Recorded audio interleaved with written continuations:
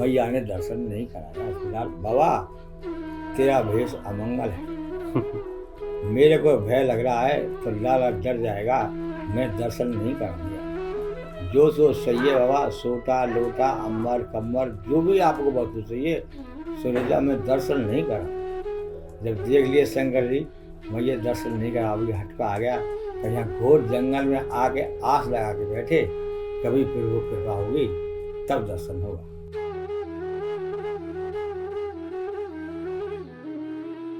श्री राधा शरणम मम, हर हर महादेव। आज हम आए हैं आशेश्वर महादेव। आशेश्वर महादेव जो भगवान शिव का अति प्राचीन मंदिर है, यह नंदगांव में स्थित है।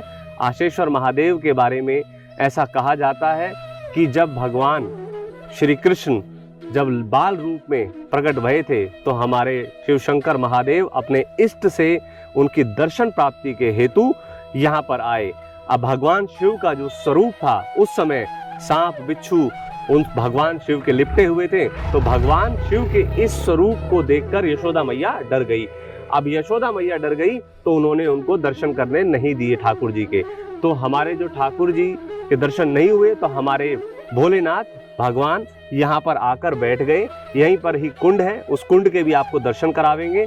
और उस कुंड के पास भगवान हमारे भोलेनाथ ने समाधि लगाकर बैठ गए भगवान कृष्ण की दर्शन की आस में।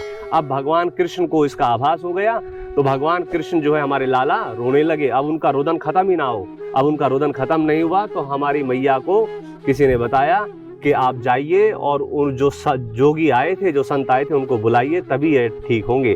तब हमारी मैया यहाँ पर आई और हमारे जो उनको बुलाया गया भोलेनाथ को, और भोलेनाथ के दर्शन पश्चात ही दोनों ने एक दूसरे के दर्शन किए और हमारे ठाकुर शांत हुए और हमारे महादेव की भी तृप्ति हुई। तो आशेश्वर महादेव पे यह भी कहा जाता है कि यहाँ पे जिसकी भी जो आस होती है, जो मनोकामना होती है, वह पूर्ण होती है। क्योंकि हमारे भोलेनाथ की मनोकामना पूर्ण हुई तो और भक्तों की मनोकामना क्यों नहीं पूर्ण होगी। तो विशेष तौर पर सावन के तृतीय सोमवार को तो यहाँ पर भक्तों का बहुत ही भीड़ रहती है, श्रद्धालुओं की। यहाँ पर कुंड के दर्शन कराते हैं, आशेश्वर महादेव के दर्शन कराते हैं, और अगर महाराज जी की कृपा रही तो महाराज जी के भी दर्शन करेंगे।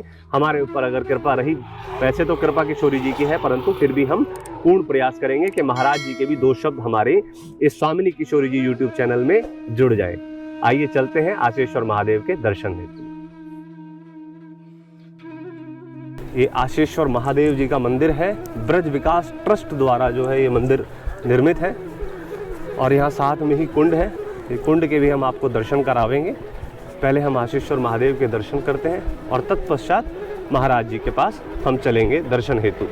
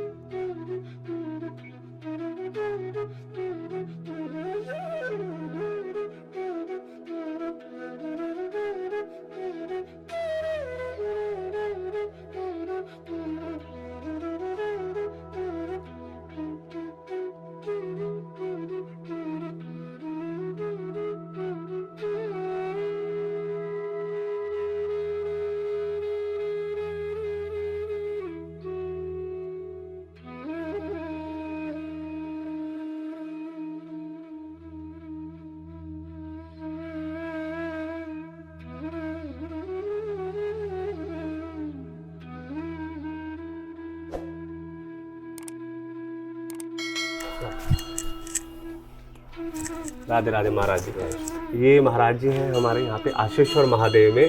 महाराज जी हमारे सेवा में, भक्ति में, तप में संलग्न हैं।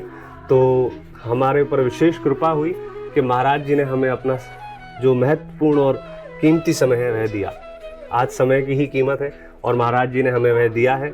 भगवान आशेश्वर महादेव के बारे में हम जानेंगे कि आशेश्वर महादेव की महिमा के बारे में ब्रजवासी हैं जो हमारे महाराज वह वर्णन करेंगे और उनके शब्दों से हम अपने आप को कृतार्थ करेंगे। बड़ी कृपा है महाराज। जय महादेव, सीताराम। श्री सीताराम, राधे राधे।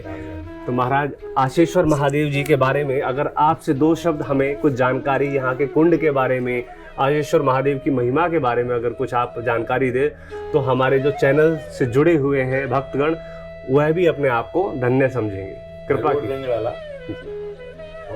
तो आशेश्वर महादेव के बारे में आप कुछ हमें बताइए महाराज। बताएंगे लाला।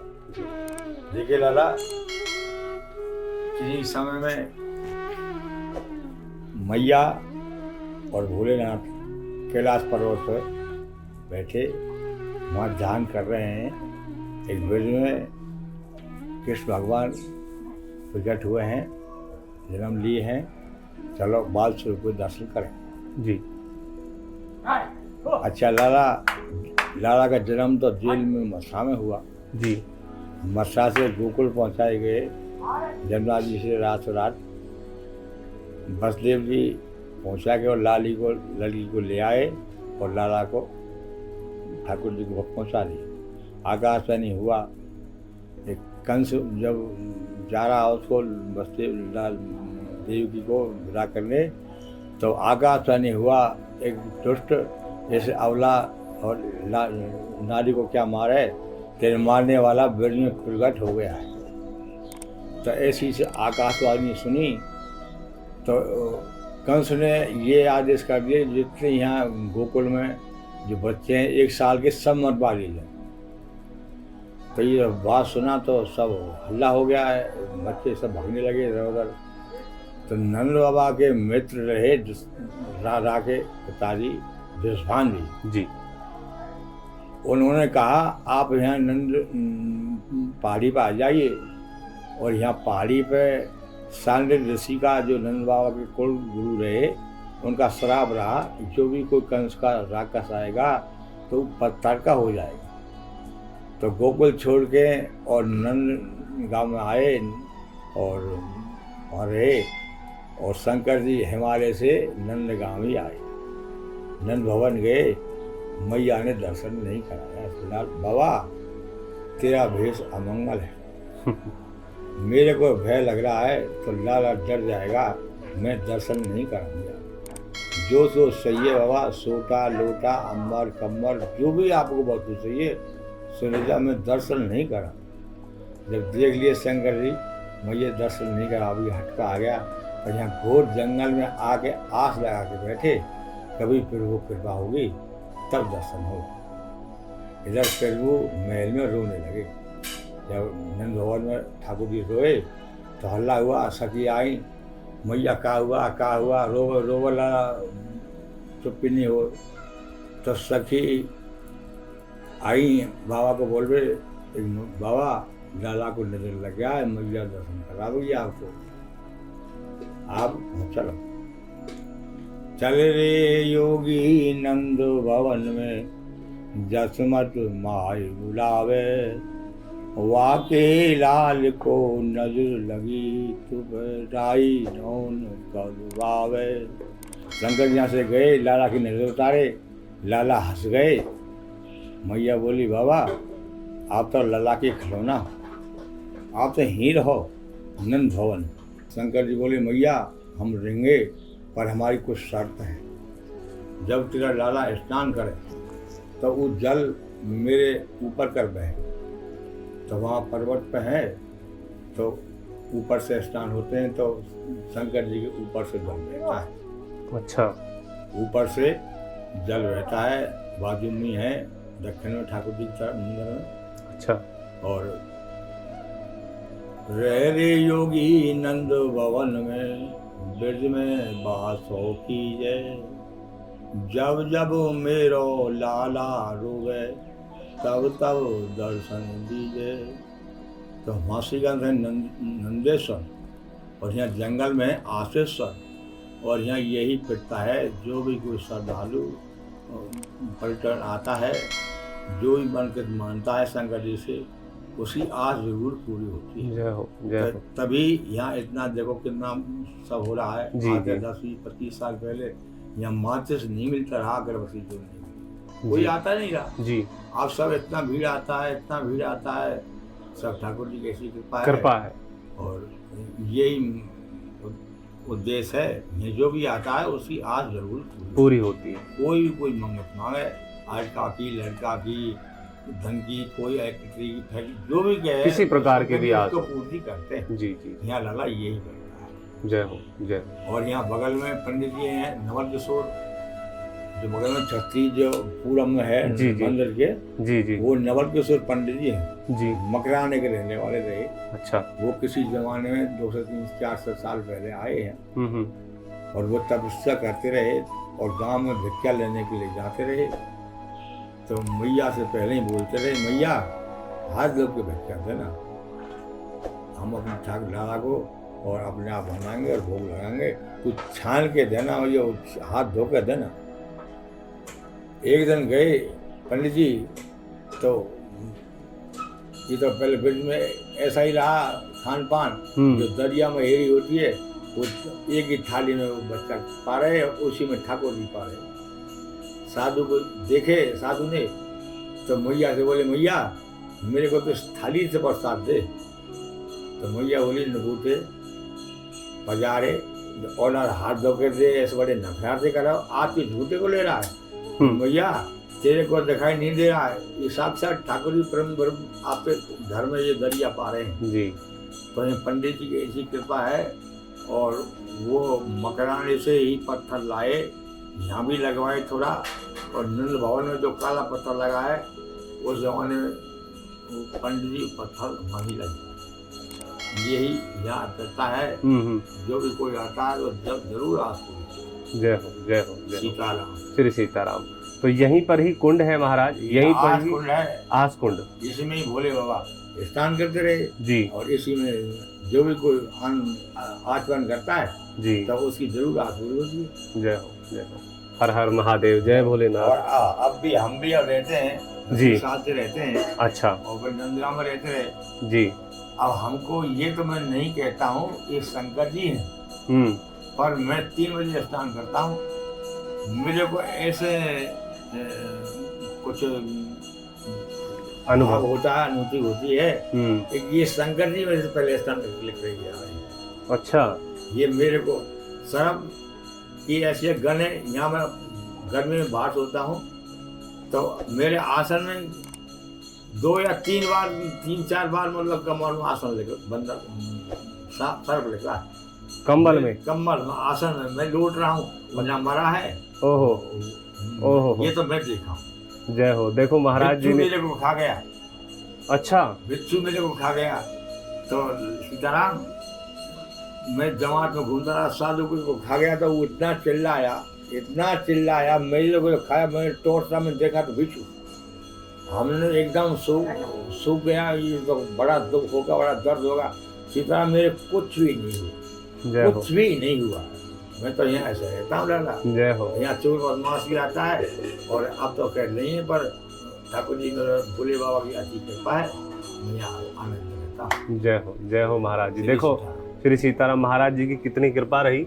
महाराज जी ने बताया कि महाराज जी के कंबल में भी कई बार बिच्छू और सांप निकले हैं सोते हुए, परंतु वह महाराज जी को तनिक भी कुछ कष्ट नहीं दे पाए। भगवान शिव की इतनी कृपा है। महाराज जी प्रातःकाल 3 बजे नित्य प्रतिदिन यहाँ स्नान करते हैं कुंड में। यहाँ पे कुंड है, हम आपको उसके दर्शन करावेंगे।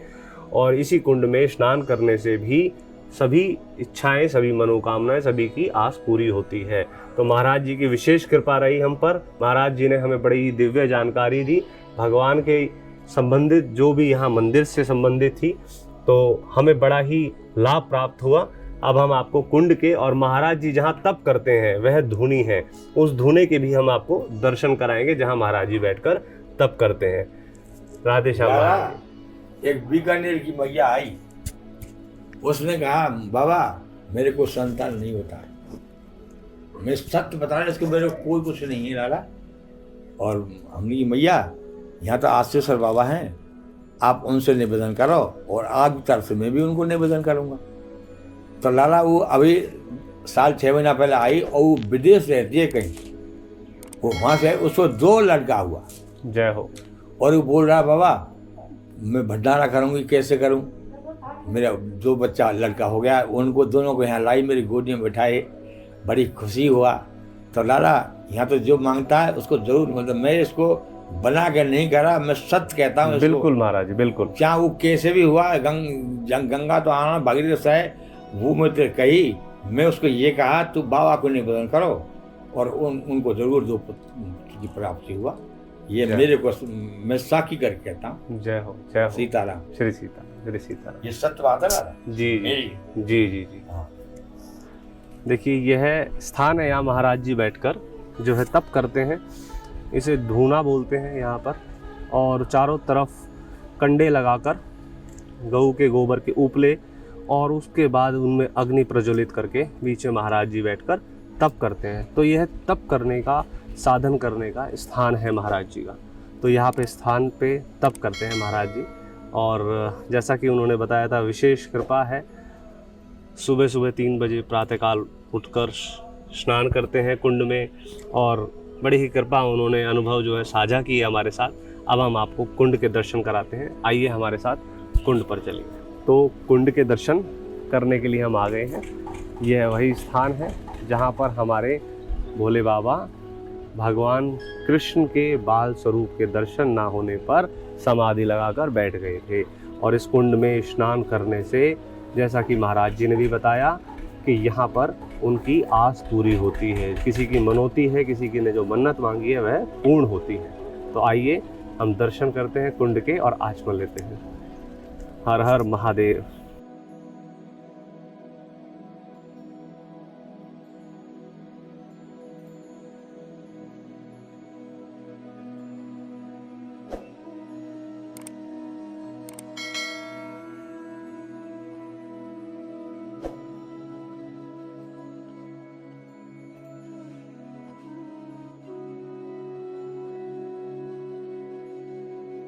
हर हर महादेव। तो आशेश्वर महादेव के दर्शन आज हमने आपको स्वामिनी किशोरी जी यूट्यूब चैनल के माध्यम से कराए। और हम यह नहीं कहेंगे हमने कराए, ये तो हमारे महादेव की, हमारे कन्हैया की कृपा हुई जिससे यह दर्शन हो पाए। तो हमारे ठाकुर जी, हमारे कन्हैया, हमारे जो महादेव हैं, सबकी मनोती पूर्ण करें, सबकी आस पूर्ण करें। आप भी आइए आशेश्वर महादेव और दर्शन करिए, और अपने कोई भी इच्छा हो वह प्रभु के सामने रखिए, वह आपकी पूर्ण होगी। यह जैसा कि हमने संतों से श्रवण किया है, उनके अनुभव है, तो यह अवश्य ही सत्य है। तो हम आपसे मिलते हैं अगले प्रकरण में। तब तक के लिए नमः पार्वती पतये, हर हर महादेव। ओम नमः शिवाय।